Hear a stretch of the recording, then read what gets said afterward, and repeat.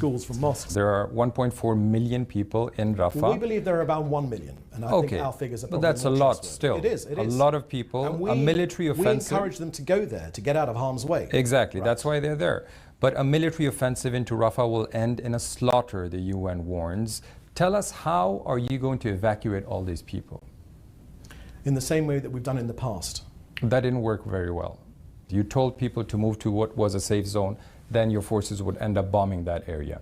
Are you going to follow the same formula? So again, I think that's a misrepresentation of this war.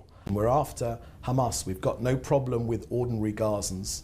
I won't be sharing with you our battle plans. They're being discussed right now. I'm not asking about the battle plan, Mr. Mansour. So I'm asking, how are you going to evacuate 1.4 million people out of Rafah? We will do the same as we've done in other parts of this harsh military war. We move people out of harm's way. We've already acquired, there's been multiple reports of shelters which have been acquired, safe zones where people can move to. We've also seen people with white flags in plain sight being shot by your forces. We've also seen people in so-called safe zones being bombed. So we've seen your forces kill people on the run from your bombs as well over the past 6 months. So again, I would say to you that we feel we are the most humane army which has ever existed in living memory. We've done more to protect civilian lives. Where there have been, Yama, this is important. Let me share with you. You even shot your own hostages. Right. That came out where running there have alive, waved flags, and your soldiers an extremely terrible occurrence that was. So how are people in where Gaza we have supposed to made feel mistakes? Safe? How are they where we have made mistakes, we investigate, we wait for those results, and we adjust our behavior accordingly. That's what democracies do. Does Israel abide by international law? Yes. A UN Security Council resolution passed more than 4 weeks ago demanded a ceasefire. It demanded a stop to the war. Such a resolution is legally binding for all UN members, yet your forces continue to bomb Gaza. Isn't that a clear breach of international law?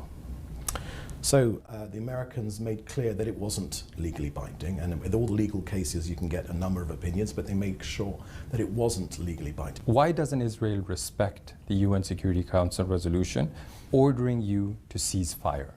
You know that the only way Israel managed to release around 100 hostages was through negotiations, which paved the way for a ceasefire back in December. Yet you're continuing the war. Why? We're not dealing with Norway here. We're not dealing with Scandinavia. We're dealing with a genocidal, murderous organization. We would love to be able to settle all of our differences around the negotiating table, but again and again and again, Hamas keep walking away. And you know, this war could end this afternoon, before the sun goes down behind me. This war could end right now if Hamas did two things: laid down their arms and released our hostages. More than 34,000 people have been killed in Gaza, according to the Palestinian Health Ministry. Your government rejects these figures. Why? Would you take the figures of Al-Qaeda at face value? But the UN and WHO says the figures from the Gaza Health Ministry, Hamas's health ministry, are reliable, that they even passed international scrutiny in previous wars. In fact, if you look up the numbers, in the wars in 2014 and 2021, Israel's and Hamas's casualty numbers were almost identical. Why would suddenly they lie in this current crisis and war? The health ministry does not differentiate between a civilian combatant, which is a tragedy, we say that very, very clearly, and a terrorist. We do. We do.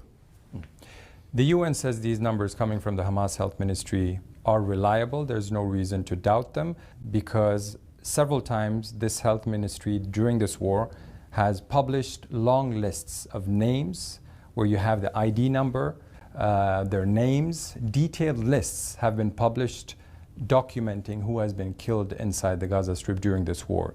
You claim you've killed 13,000 Hamas fighters, yet you haven't produced any lists whatsoever. no documentation. It's a number you're giving the world. It's a number which our army has given to us in a democratic country with checks and balances, with media scrutiny, with all the Western values that Norway holds dear or should hold dear. But Mr. Mansour, I ask you again, where is the concrete proof that you've killed 13,000 fighters? Okay, you claim it, but where is the proof? At least Hamas's health ministry has published lists confirming who has died several times. I wouldn't take Hamas's word for anything, literally anything. So we shouldn't believe Hamas, we shouldn't believe the UN, the World Health Organizations, all the aid groups on the ground, rights groups from all over the world. We shouldn't believe them, we should believe the Israeli government. You'll excuse me if I feel extremely skeptical about almost anything which comes out of the United Nations. We are a proud member of the United Nations. Our officials express our beliefs in the United Nations, and we defend ourselves as is the right thing to do.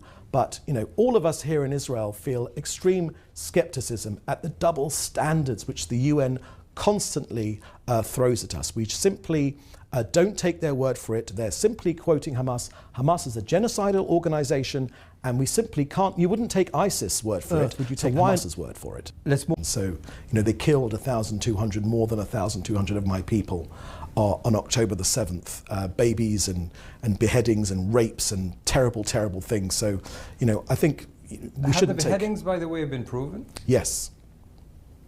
I haven't seen that proof. Can you explain it to us? Have the beheadings been proven? Yes, they have been proven. You can go on, if you speak to the IDF spokesman, I'm not a spokesman for the IDF, but they will show you the evidence if you ask for it for those terrible crimes.